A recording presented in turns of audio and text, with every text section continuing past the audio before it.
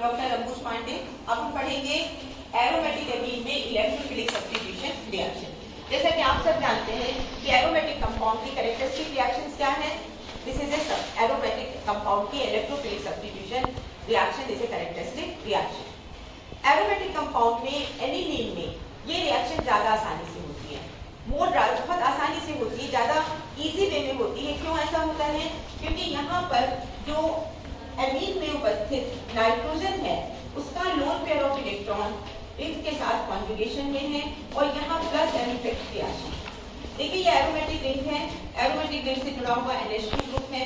NH2 group में primary amine है, nitrogen के पास पेयर ऑफ इलेक्ट्रॉन है और ये जो लोन पेयर ऑफ इलेक्ट्रॉन है it is take part in conjugation with double bond. इस डबल बॉन्ड के साथ कॉन्जुगेशन में होने के कारण ये डिलोकलाइज हो जाता है रिंग की ओर।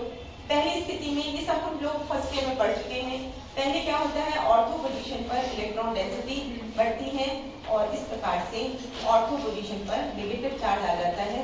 कार्बन नाइट्रोजन के बीच में डबल बॉन्ड है, अब नाइट्रोजन का पॉजिटिव चार्ज आ जाता है जिससे NH2। ये एक रेजोनेटिंग स्ट्रक्चर है। अब नाइट्रोजन का जो पेयर ऑफ इलेक्ट्रॉन है ये डबल बॉन्ड के साथ कॉन्जुगेशन में है। Loan pair of electron separated by double bond by means of this single bond. तो ये डिलोकलाइज हो जाता है इस पोजीशन पर, कहां पर? पैरा पोजीशन पर। पैरा पोजीशन पर डिलोकलाइज हो जाने के कारण पैरा पोजीशन पर इलेक्ट्रॉन डेंसिटी बढ़ जाती है। पैरा पोजीशन पर इलेक्ट्रॉन डेंसिटी इस प्रकार से यहाँ पर आ जाती है और एक और रेजोनेटिंग स्ट्रक्चर है, दिस। अब पैरा पोजीशन पर जो पेयर ऑफ इलेक्ट्रॉन है वो इस डबल बॉन्ड के साथ कॉन्जुगेशन में है, इसलिए ये कहाँ विस्थापित हो जाएगा? ऑर्थो पोजीशन पर। ये प्लस एन इफेक्ट क्या है ये हम लोग कई बार पढ़ चुके हैं, फर्स्ट ईयर में पढ़ा है, इसके पहले वाले सेमेस्टर में भी हमने आपको फिनॉल में पढ़ाया है। फाइनली जो इलेक्ट्रॉन डेंसिटी है वो किस पोजीशन पर इंक्रीज हो रही है? किस पोजीशन पर इंक्रीज हो रही है?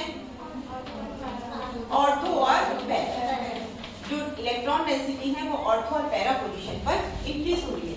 तो ऑर्थो पैरा पोजीशन पर इलेक्ट्रॉन डेंसिटी इंक्रीज होने के कारण अब जो इलेक्ट्रोफाइल है वो किस पोजीशन पर अटैक करेगा? किस पोजीशन पर अटैक करेगा? ऑर्थो और पैरा पे, क्योंकि इलेक्ट्रोफाइल वे स्पीशीज है जिनके पास इलेक्ट्रॉन की डेफिशिएंसी है, कमी है, वो हमेशा उस पोजीशन पर अटैक करेगा जहां पर इलेक्ट्रॉन की अधिकता होगी। इलेक्ट्रोफाइल के पास इलेक्ट्रॉन की कमी है तो वो कहां पर अटैक करेगा? जहां पर इलेक्ट्रॉन की अधिकता है। इलेक्ट्रॉन की अधिकता कहां पर है? ऑर्थो और पैरा पोजीशन। तो it undergo electrophilic substitution mainly in ortho and para position. क्या होता है कि अगर इलेक्ट्रोफिलिक सब्स्टिट्यूशन के कुछ एग्जांपल्स आपने पढ़े हैं, फर्स्ट ईयर में भी आपने पढ़ा है। This is a halogenation, this is a nitration, this is a sulphonation, है ना। हम अगर नाइट्रेशन की बात करें, nitration is a reaction with a aromatic compound with a nitrating mixture. Nitrating mixture किसे कहते हैं? What is a nitrating mixture? Concentrated nitric acid और सल्फ्यूरिक एसिड के मिश्रण को नाइट्रेटिंग मिक्सचर कहते हैं। तो नाइट्रेशन क्या होता है? Substitution of hydrogen of aromatic ring by a nitronium NO2 के द्वारा विस्थापन। NO2 इलेक्ट्रोफाइल है, एरोमेटिक रिंग के हाइड्रोजन का NO2 के द्वारा, NO2 प्लस क्या है? नाइट्रोनियम आयन है, इसके द्वारा जो विस्थापन होता है वो कहलाता है नाइट्रेशन। नाइट्रेशन के लिए नाइट्रोनियम आयन या इलेक्ट्रोफाइल हम कैसे प्रोड्यूस कर रहे हैं? इलेक्ट्रोफाइल हम कैसे प्रोड्यूस कर रहे हैं? By the reaction with concentrated nitric acid and concentrated sulphuric acid. ये जो मिक्सचर है ये क्या कहलाता है? This is known as a nitratic mixture और इस दोनों की रिएक्शन से क्या प्रोड्यूस होता है?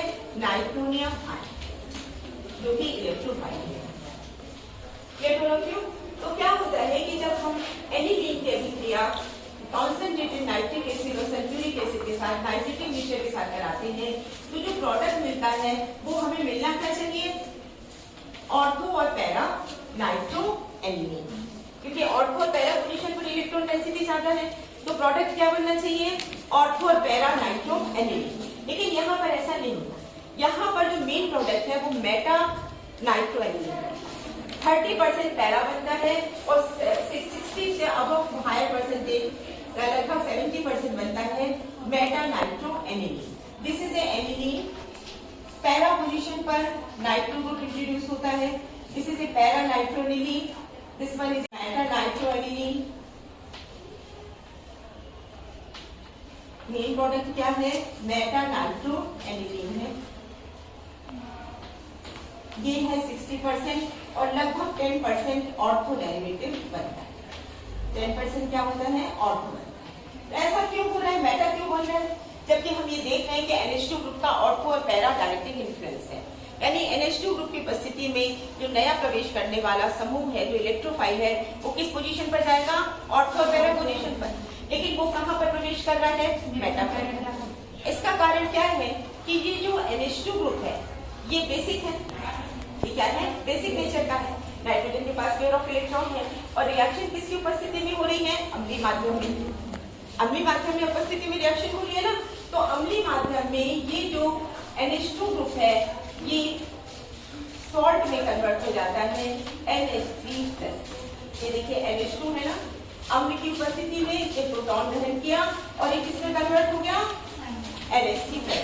ये क्या है? This is anilinium ion. This is anilinium ion. Anilinium ion में नाइट्रोजन के पास पेयर ऑफ इलेक्ट्रॉन नहीं है, तो क्या हुआ? प्लसम इफेक्ट यहाँ पर क्रियाशील नहीं है। प्लसम इफेक्ट क्रियाशील नहीं है तो क्या होगा? इसका मेटा डायरेक्टिंग इन्फ्लुएंस। ये किसका? इसका प्रभाव क्या होगा? Meta directing. यानी NH3+ होने के कारण अब ये बहुत सी चीजें आपने फर्स्ट ईयर में पढ़ी है, इस परिप्रेक्ष्य में इसको बहुत ज्यादा बताने में उचित यहाँ पर उतना समय नहीं है हमारे पास, हम इसको बहुत देर तक काफी समय में एक्सप्लेन कर पाए। तो क्या होता है कि ये यहाँ पर +m की जगह -m की इफेक्ट क्रियाशील होता है, क्योंकि loan pair of electron conjugation में नहीं है। तो जो इलेक्ट्रॉन ऑर्थो पोजीशन से हैं वो कहाँ पर शिफ्ट हो रहे हैं? नाइट्रोजन। तो ऑर्थो पोजीशन पर इलेक्ट्रॉन डेंसिटी कम हो रही है और क्रमशः पैरा पोजीशन पर भी कम हो जाती है, लेकिन जो मेटा पोजीशन है वो प्रभावित रहती है। तो कंपैरेटिवली ऑर्थो और पैरा की अपेक्षा मेटा पोजीशन पर इलेक्ट्रॉन डेंसिटी अधिक होती है और इसलिए जो आगे सब्स्टिट्यूशन होता है वो कहाँ पर होता है? फाइनली मेटा पोजीशन पर। तो हमें जो मेन प्रोडक्ट होता है वो क्या मिलता है? Meta nitro aniline. और अगर हमको ऑर्थो और पैरा ही बनाना है, अगर हमको ऑर्थो और पैरा ही बनाना है तब हम क्या करते हैं कि NH2 ग्रुप को ब्लॉक कर देते हैं। NH2 ब्लॉक नहीं करते, इसको प्रोटेक्ट कर देते हैं। इसको हम NH2 में नाइट्रोजन के पास पेयर ऑफ इलेक्ट्रॉन होने के कारण और ये पेयर ऑफ इलेक्ट्रॉन कॉन्जुगेशन में होने के कारण इसकी क्रियाशीलता टुवर्ड्स इलेक्ट्रोफिलिक सब्स्टिट्यूशन बहुत बढ़ जाती है। बेंजीन की अपेक्षा एनिलीन में इलेक्ट्रोफिलिक सब्स्टिट्यूशन बहुत आसानी से होता है, क्योंकि इसकी क्रियाशीलता किसके कारण है?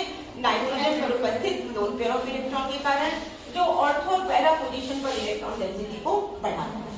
अगर हम इसमें एसिटाइलेशन करें, एसिटाइलेशन यानी एनिलीन के हाइड्रोजन को, एक हाइड्रोजन को हम एसिड ग्रुप से विस्थापित कर दें। एसिड ग्रुप क्या है? COCH। ये एसिड ग्रुप है ना? इसका हाइड्रोजन क्रियाशील हाइड्रोजन है और जब हम इसको एसिड ग्रुप से विस्थापित करते हैं तो ये क्या प्रोड्यूस करता है? NHCOCH। ये क्या प्रोड्यूस करता है? NHCOCH। This is acetyl. Acetyl हमने एनिलीन को किसमें कन्वर्ट कर दिया? एसिटाइल। एसिटाइल की जो क्रियाशीलता है टुवर्ड्स इलेक्ट्रोफिलिक सब्स्टिट्यूशन वो एनिलीन की अपेक्षा कम है, क्योंकि यहाँ पर एनिलीन में जो नाइट्रोजन का लोन पेयर ऑफ इलेक्ट्रॉन है वो इस रिंग के साथ कॉन्जुगेशन में होने के कारण इसके साथ ही साथ वो इस कार्बोनाइल ग्रुप के ऑक्सीजन के साथ भी कॉन्जुगेशन। ये जो है देखिए, इसको NH को आप ऐसे लिखिए, यहाँ पे NH है, loan pair of electron double bond से सिंगल बॉन्ड के द्वारा सेपरेट है। तो यहाँ पर इंटरनल कॉन्जुगेशन है, आंतरिक कॉन्जुगेशन है, संयुग्मन है। उसके कारण क्या होता है कि जो लोन पेयर ऑफ इलेक्ट्रॉन का रिंग के साथ कॉन्जुगेशन है वो कम हो जाता है, उसकी क्रियाशीलता कम हो जाती है। इसलिए इस स्थिति में जब हम इसमें नाइट्रेशन कराते हैं तो नाइट्रोनियम आयन ऑर्थो और पैरा पोजीशन पर प्रवेश करता है और ऑर्थो और पैरा नाइट्रो एसिटाइलाइड बनता है। ये बना रहा है NHCOCH3, ये पैरा पोजीशन पर जा रहा ये जा रहा है ऑर्थो पोजीशन पर। देखिए ऑर्थो की अपेक्षा पैरा का परसेंटेज हमेशा ज्यादा होता है। ऑर्थो की अपेक्षा पैरा का परसेंटेज ज्यादा क्यों होता है? क्योंकि ऑर्थो पोजीशन पर दोनों ग्रुप के एक दूसरे के समीप होने के कारण, ये दो ग्रुप एक दूसरे के बहुत समीप हैं, एडजेसेंट हैं, तो इनके बीच में टकराव होता है, इसको कहते हैं स्टेरिक हिंड्रेंस। स्टेरिक हिंड्रेंस होने के कारण जो ऑर्थो का जो परसेंटेज है वो कम होता है। ऑर्थो कम बनता है और पैरा ज्यादा मात्रा में बनता है, क्योंकि पैरा में स्टेरिक हिंड्रेंस नहीं है। तो मेन प्रोडक्ट यहाँ पे क्या बनता है? पैरा। अब ये क्या बना? पैरा नाइट्रोएसिटिलाइट या ऑर्थो नाइट्रोएसिटिलाइट। हमको इससे क्या प्राप्त करना है? पैरा नाइट्रोएसिटिलीन और ऑर्थो नाइट्रोएसिटिलीन। तो हम कैसे प्राप्त करेंगे? इसका हाइड्रोलिसिस करेंगे। अब हम क्या करते हैं? इसका हाइड्रोलिसिस करते हैं। हाइड्रोलिसिस करने पर ये कन्वर्ट हो जाता है, ये जो एनिलाइट ग्रुप है ये कन्वर्ट हो जाता है NH2 में और यहाँ पर आ जाता है NO2 और इस प्रकार से बन जाता है पैरा नाइट्रो एनिलीन और ऑर्थो नाइट्रो एनिलीन। तो इस प्रकार से हम ऑर्थो और पैरा नाइट्रो एनिलीन को डायरेक्ट मेथड से ना बनाकर हम इनडायरेक्ट मेथड से बना सकते हैं। Clear to all of you? तो दिस इज इलेक्ट्रोफिलिक सब्स्टिट्यूशन के अंतर्गत हमने नाइट्रेशन पढ़ा।